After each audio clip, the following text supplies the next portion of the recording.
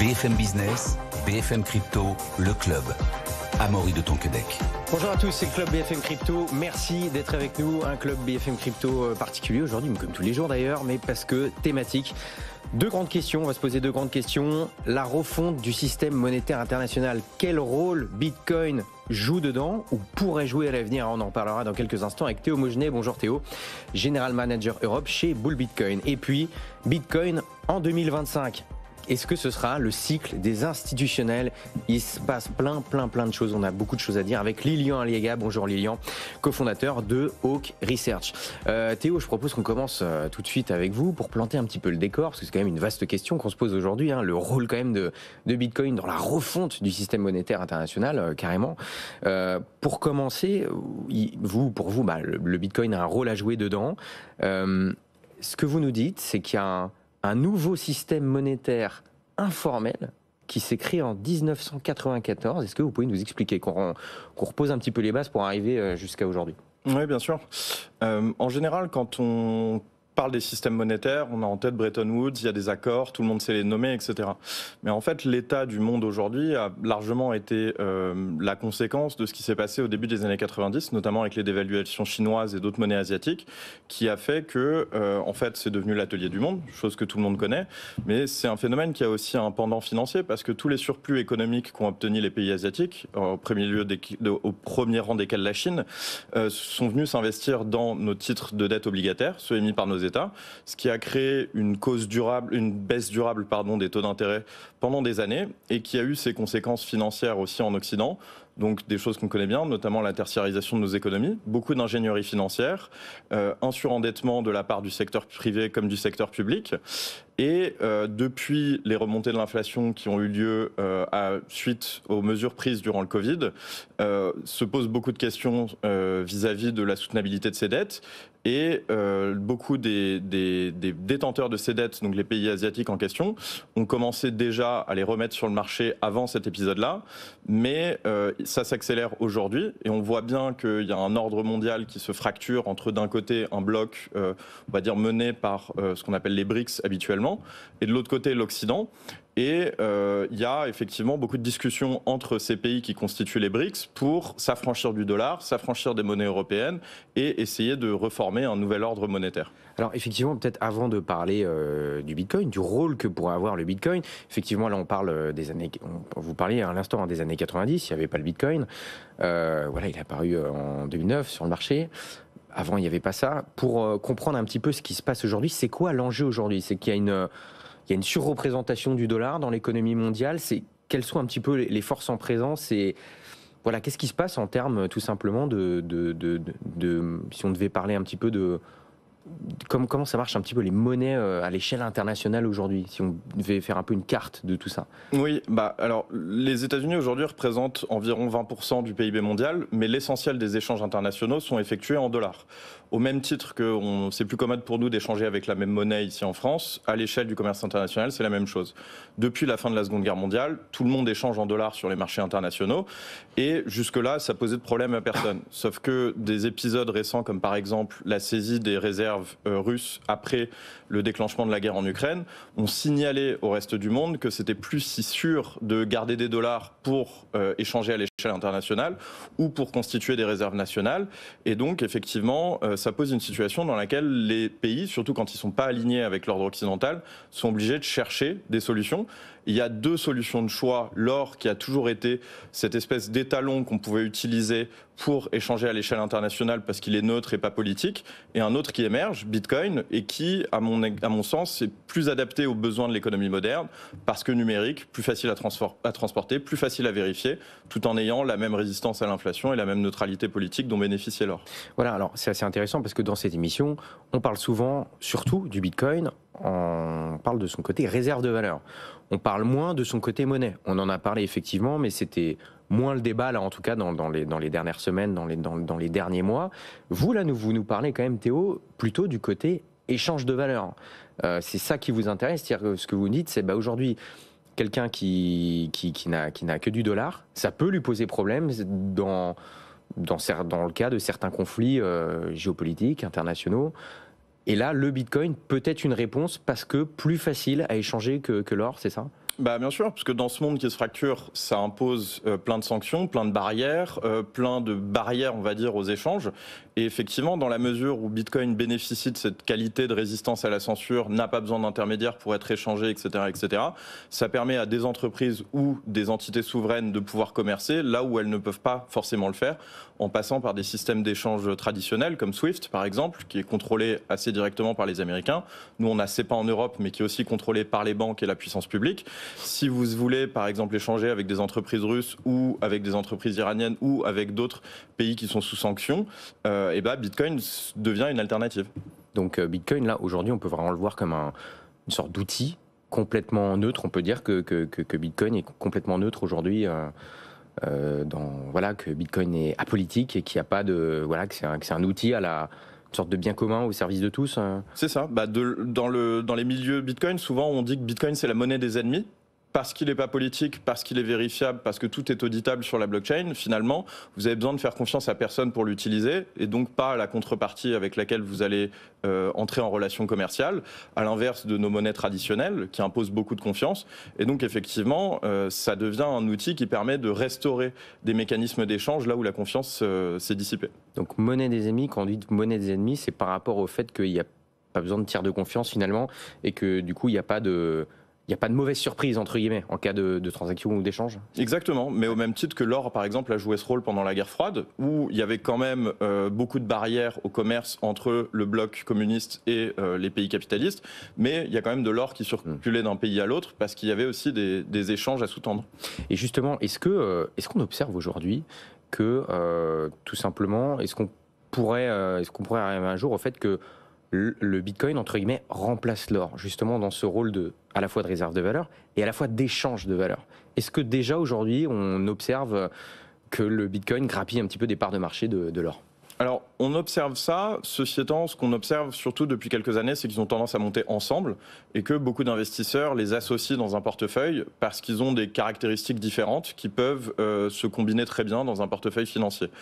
En revanche, effectivement, l'or a des qualités de Bitcoin, mais Bitcoin a d'autres qualités que l'or ne possède pas. Par exemple, lesquelles, pour ceux qui nous rejoindraient, et qui ne connaîtraient pas forcément les différences qu'il pourrait y avoir entre les deux ? L'or déjà est très coûteux lorsqu'il s'agit de faire des échanges sur de longues distances. Donc si par exemple vous devez affréter un porte-avions pour aller déplacer de l'or de l'Europe jusqu'aux États-Unis de manière à régler vos dettes, ça a un certain coût, ça impose pas mal de logistique. À l'inverse, avec un simple smartphone, vous pouvez faire ça en 2 clics pour quelques centimes grâce à Bitcoin.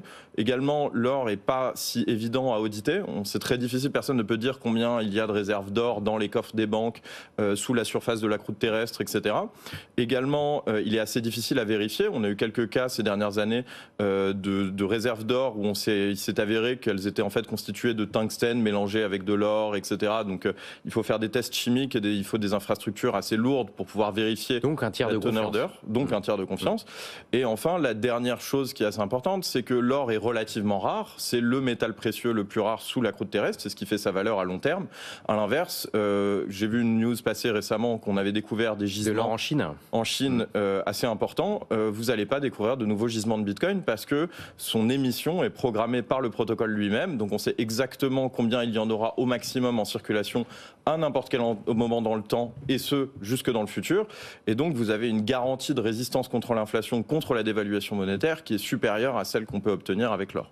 Lilian Aliaga, cofondateur de Oak Research. On voit que pour l'instant, le marché crypto, là on parle du Bitcoin en particulier, à chaque fois a été rythmé par des cycles, notamment dû au halving. Voilà, tous les 4 ans, on a un marché cyclique.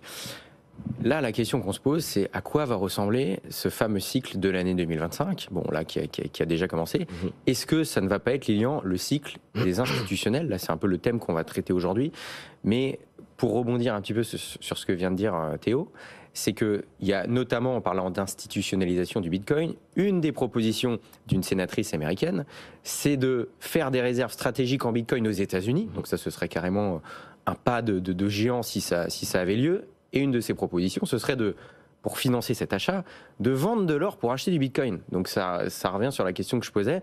Est-ce que, Lilian, vous pensez que quelque part le Bitcoin pourrait grappiller des parts de marché alors, entre guillemets?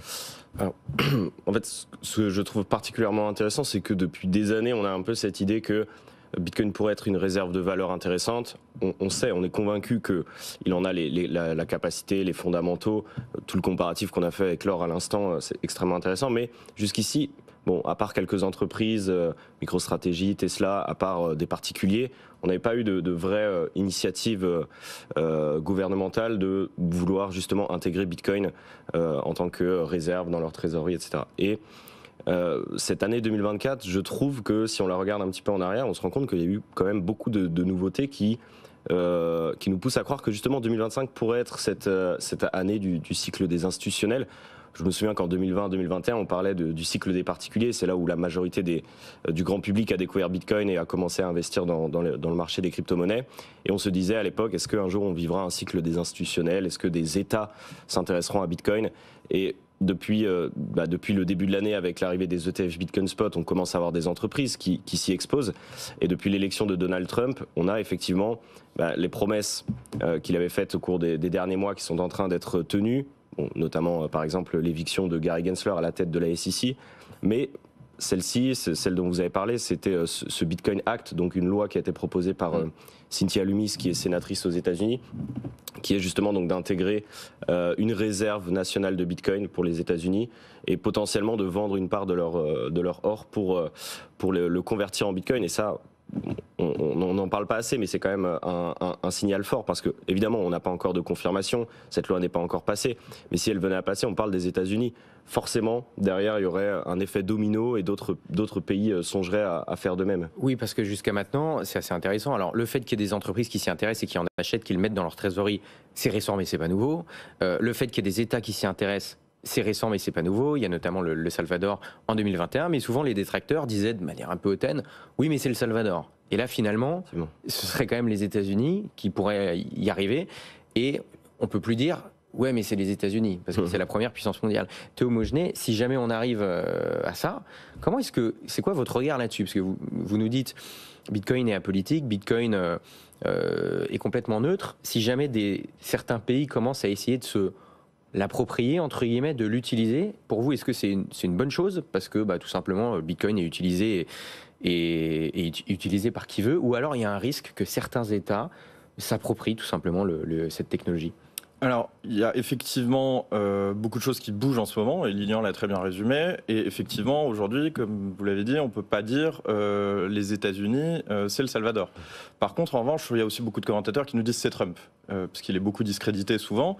Mais voyons, on verra comment ça se matérialise. Après, il n'y a pas forcément de risque, parce que même si les États-Unis accumulent beaucoup de Bitcoin, aujourd'hui, leur situation économique, on va dire, fait qu'ils dépensent beaucoup plus qu'ils ne gagnent, en tout cas au niveau de l'État américain. C'est la réalité de leur déficit chronique. Vous êtes en train de nous dire qu'ils ne pourront pas tout racheter, c'est ça? Ils pourront, s'ils impriment du dollar pour acheter des bitcoins, il y a bien un moment où ils vont avoir des problèmes avec le dollar, ils vont avoir des problèmes avec leur taux d'intérêt, ils vont avoir des problèmes avec la soutenabilité de leur dette. Et également, s'ils continuent à vivre sur le même rythme, ils vont devoir vendre une partie de ces bitcoins pour régler leur déficit. Alors, d'ailleurs, je crois, à vérifier le chiffre, mais je crois qu'on parlait d'un projet d'achat de 1 million de bitcoins, c'est ça? C'est ça.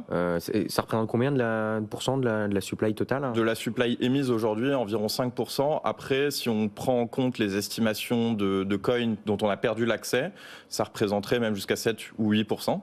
À titre de comparaison, par exemple, Michael Saylor, via son entreprise MicroStrategy, qui accumule des bitcoins depuis août 2020, aujourd'hui détient environ 1,80% de la supply. Mais c'est quand même assez énorme. On se dit que là, une entreprise privée pourrait détenir pas loin de 2% du marché. Les États-Unis pourraient arriver jusqu'à 7-8%. Quand vous dites ça, vous dites c'est que 7-8% entre guillemets, ou alors ça peut aller beaucoup plus loin. C'est inquiétant, c'est pas inquiétant? Comment il faut voir les choses?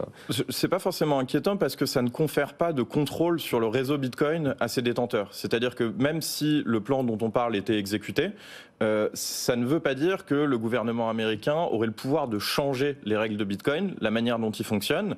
On n'est pas dans un système où la détention des Bitcoins Bitcoin permet de transformer les règles du protocole. Donc dans la mesure où il reste des utilisateurs Bitcoin qui interagissent directement avec le protocole, qui détiennent en propre leur Bitcoin et qui font des transactions sur Bitcoin, ça restera le consensus social autour de ce qu'est Bitcoin, qui est très difficile à faire changer pour beaucoup de raisons, qui déterminera la réalité du protocole et du réseau à l'avenir. Donc c'est pas forcément inquiétant. En revanche, ça pose des questions pour les autres États parce que effectivement, c'est une sorte d'accélération dans la refonte du système dont on parlait juste avant. Et vu que, par exemple, en France, pour ne citer que la France, mais il y a beaucoup d'autres pays qui sont dans ce cas-là, c'est un sujet qui a été ignoré pendant très longtemps. Il va falloir qu'il se positionne assez vite et c'est pas forcément quelque chose de facile à faire. Lilian, les gars. Et ce que je trouve assez intéressant, c'est que ça fait des mois, voire des années qu'on en parle, qu'on décrit toutes les caractéristiques de Bitcoin et pourquoi est-ce que ça pourrait potentiellement être un très bon candidat, être un étalon mondial de mesure de la valeur, au même titre que l'or. Et ça fait, en fait, en quelques semaines, là, avec l'élection de Donald Trump aux États-Unis, les choses commencent à vraiment bouger très vite et on est en train de se dire, si on prend l'exemple de la France, puisque ça nous concerne, on est en train de se dire, là, ça y est, on prend du retard et il faut agir très vite. Et c'est effrayant de repenser à toutes les fois où on aurait pu se positionner, on aurait pu faire quelque chose, mais en fait, tous les pays étaient attendaient que l'un d'entre eux fasse le mouvement. Ils ne voulaient pas être le premier. Ils moquaient le Salvador parce que, comme vous le disiez, Amaury, c'était un petit pays, c'était le Salvador. Puis Nayib Bukele, il a un peu ce côté provocateur qui fait qu'on disait, bon, voilà, c'est un petit fou qui fait ses bêtises dans son coin. Pareil pour Michael Saylor, c'est l'illuminé de la pièce qui accumule énormément de Bitcoin avec sa trésorerie, jamais il s'en sortira. Et là, actuellement, le marché leur donne raison. Et les États-Unis vont se positionner, probablement, ça a l'air d'aller dans cette direction-là. Beaucoup d'illuminés, là. Et voilà, et encore une fois, on a Trump l'illuminé aussi, d'une certaine manière, mais quand ça va devenir concret, on va tous se regarder dans le blanc des yeux, on va se dire, mince, on est passé à côté du truc, alors qu'on avait quand même tous les éléments sur la table depuis des années. Et Théo Mogenet, alors l'un n'empêche pas l'autre, mais vous, dans l'évolution de Bitcoin, vous y croyez plutôt en tant que réserve de valeur ou en tant qu'outil d'échange de la valeur, donc qui se rapprocherait plus d'une monnaie finalement? Je pense qu'en fait, ces deux caractéristiques ont vocation à être présentes dans la monnaie.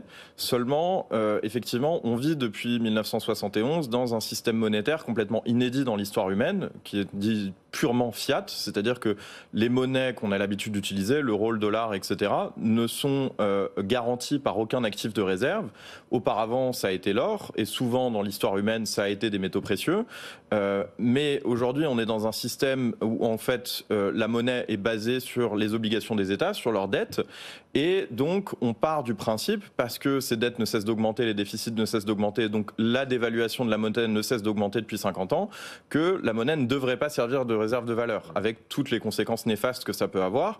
Néanmoins, si on prend un pas de recul et qu'on regarde les instruments qui ont pu servir de monnaie dans l'histoire et qui ont permis à des économies de se développer de manière durable, saine et correctement, j'ai envie de dire, elles ont eu les deux qualités en même temps. Donc je trouve que c'est plutôt une évolution qu'on pourrait saluer que finalement de faire rejoindre la qualité de réserve de valeur de celle de moyens d'échange et d'unité de compte dans un même instrument qui servirait de monnaie pour l'économie mondiale. Oui, c'est vrai qu'on a tendance à oublier que finalement une monnaie, elle est censée conserver la valeur. Ça fait bien longtemps. Oui, non, mais c'est vrai qu'on a tendance à l'oublier finalement. Ça fait bien. Si on parle avec nos anciennes générations, nos grands-parents, plus personne aujourd'hui ne conserve des billets de banque sous son matelas. Pourtant, le terme épargner, c'est pas le terme qu'on utilise aujourd'hui. C'est-à-dire, c'est pas prendre des euros et aller les placer sur un produit d'épargne où on investit. D'un point de vue fondamental, épargner, c'est simplement prendre de l'argent et le mettre dans un mur sous son matelas et le mettre de côté en disant je le garde pour plus tard pouvoir acheter des choses. Mais comme on sait que cette monnaie elle se dévalue, on sait que le pouvoir d'achat diminue, et c'est comme ça, c'est ancré en nous, on le sait, on n'a pas envie de conserver nos euros, on a envie de les dépenser. Donc on est dans une société de consommation qui est renforcée par justement la manière avec laquelle est conçue notre monnaie, et avoir une monnaie qui cumule ces deux aspects, donc pouvoir l'utiliser et en même temps avoir ce côté réserve de valeur, ça nous permettrait de jongler quand on est dans un contexte géopolitique un peu compliqué, on va plutôt l'accumuler. Quand on est dans un contexte plutôt, tranquille, entre guillemets, on va pouvoir le dépenser. C'est plus sain, c'est plus logique. Mais évidemment, pour nous, c'est c'est pas comme ça que ça fonctionne puisqu'on n'a pas été habitué à ça. Et Théo Mogenet, alors là c'est plus une projection à long terme, et on peut parler que de projection parce que personne ne lit l'avenir ici encore, mais vous y croyez? Comment vous voyez le Bitcoin évoluer? C'est-à-dire que pour vous, est-ce que vous pensez qu'un jour il y a des chances pour qu'il devienne une monnaie internationale de référence, ou alors il ne sera pas une monnaie internationale de référence, par contre ce sera vraiment l'or numérique de demain, sera reconnu comme tel, et au final quand on voudra faire des échanges, on passera quand même par des monnaies fiat qui existent aujourd'hui, en se disant ok, si les banques centrales continuent à émettre trop de monnaie, elles vont perdre de la valeur, mais on n'utilise ça que pour des échanges, et on utilise le Bitcoin pour des échanges qu'en cas d'extrême urgence ou dans des cas de censure. Je pense que les deux vont cohabiter. C'est-à-dire que pour les raisons qu'on a évoquées avant, à mon avis, on va arriver assez rapidement à une nécessité de recapitalisation des économies, notamment occidentales, qui sont surendettées, via cet instrument qui est Bitcoin. C'est déjà ce qu'est en train de faire Michael Saylor, par exemple, avec son entreprise. Et je pense qu'on va passer assez rapidement, cette stratégie va assez rapidement être adoptée par des États souverains. En revanche, ils pourraient être tentés, eux, effectivement, de créer des moyens de paiement qu'ils contrôlent par-dessus leur monnaie étatique, elle-même garantie par Bitcoin. Néanmoins, ça n'empêchera pas, encore une fois, les gens d'utiliser le réseau. Et en fonction des systèmes de paiement qu'ils vont essayer de créer par-dessus Bitcoin, en fonction des libertés qu'ils permettent, en fonction des contraintes qu'ils ont, ça pourrait inciter les gens à passer directement par le réseau pour transacter. Et à partir du moment où Bitcoin est une sorte d'or numérique, au sens c'est un actif de réserve pour les monnaies souveraines, il aura une légitimité forcément dans l'échange et comme moyen de paiement. Donc après, c'est une question de savoir l'utiliser et de pouvoir l'utiliser, mais c'est une garantie de liberté beaucoup plus grande. Bon, il nous reste 1 minute, vous avez 30 secondes chacun. Si on regarde à plus court terme, Lilian, pour commencer, c'est quoi le truc à surveiller en 2025 pour le Bitcoin? Quel passage à l'échelle, entre guillemets, il pourrait y avoir? Est-ce que finalement, non, il n'y aura pas spécialement de passage à l'échelle, ça va continuer comme ça? Ou alors, il y a un truc à surveiller en particulier justement dans l'institutionnalisation de Bitcoin, par exemple? D'un point de vue technologique, il y a énormément de choses, mais bon, on va pas parler de ça. Pour rester dans le thème, effectivement, ça va être regarder le nombre d'entreprises qui vont commencer à accumuler du Bitcoin. Et il y en a de plus en plus depuis l'élection de Donald Trump aux États-Unis. Tous les jours, vous avez une nouvelle entreprise qui décide d'accumuler du Bitcoin en trésorerie. Donc ça va être un premier élément. Regardez aussi la passation entre le poids des ETF Bitcoin Spot et le poids des holders particuliers, parce qu'on constate que les récentes hausses ont été quand même beaucoup soutenues par les institutionnels alors que les particuliers vendent. Donc attention à voir aussi cette répartition, ce changement de main en fait entre les bitcoins qui passe plutôt du côté des institutionnels. Donc pour moi ça va être un élément intéressant à surveiller. Théo Mogenet, pour finir, pas facile, il reste 20 secondes. Mais... Alors, ces éléments-là, et je regarderai aussi justement le marché obligataire, voir si les taux vont remonter et si l'inflation va remonter et les conséquences que ça pourrait avoir, notamment vis-à-vis du Japon et de la Chine, qui aujourd'hui sont les plus grands détenteurs d'obligations américaines au monde.